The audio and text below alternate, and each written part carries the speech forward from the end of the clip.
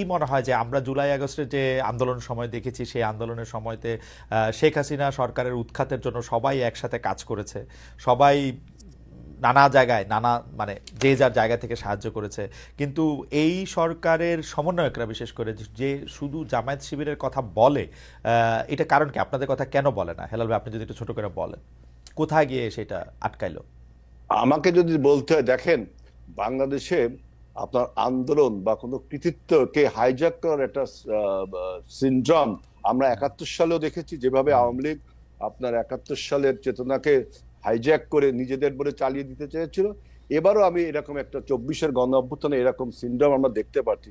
কিরকম দেখেন, এটা জুলাই গণ অভ্যুত্থান, কিন্তু এই জুলাই গণ অভ্যুত্থানের পিছনে যে দীর্ঘ ১৭ বছরের মানুষের সংগ্রাম, রক্ত ক্ষয়, লড়াই সংগ্রামের যে ইতিহাস রয়েছে, সেই ইতিহাসটিকে ভুলে গিয়ে একটি বাইনারি কনফিউশন তৈরি করেছে যে ১৭ বছর না বাংলাদেশ কাঁপানো ৩৪ দিন, এটা একটা বলেছে। আর একটা বলছে যে কে মাস্টার মাইন্ড, তারপরে বলছে যে ছাত্ররা আমাকে নিয়োগ করেছে।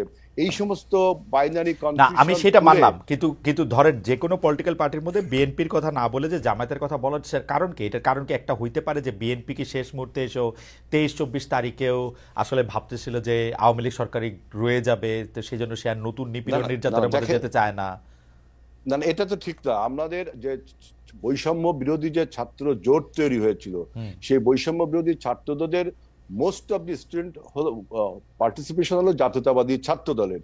কারণ তখন বৈষম্য বিরোধী ব্যানারটা ব্যবহার করা হয়েছিল পলিটিক্যাল কৌশলের কারণে, এবং সমস্ত রাজনৈতিক দলের ছাত্র সংগঠনগুলো, এই ইসলামী ছাত্র শিবির বলেন, বামপন্থী ছাত্র সংগঠনগুলো বলেন, অন্যান্য ছাত্র সংগঠনগুলো সবাই কিন্তু এর মধ্যে ছিল। কিন্তু যখন অভ্যুত্থানটা হয়ে গেল, তারপরে যখন ক্রেডিট ক্লেমের সিনড্রোম তৈরি হলো, তখন কিন্তু আমাদের বিভক্তিটা তৈরি হলো। এবং আরেকটি দেখেন, আরেকটি কথা না বলে পারছি না। কেন আপনারা তো তাদের সাহায্যই করলেন, এটা তৈরি হইল? আমরা তো আমরা ক্ষেত্র তৈরি করলাম, জমিন তৈরি করলাম।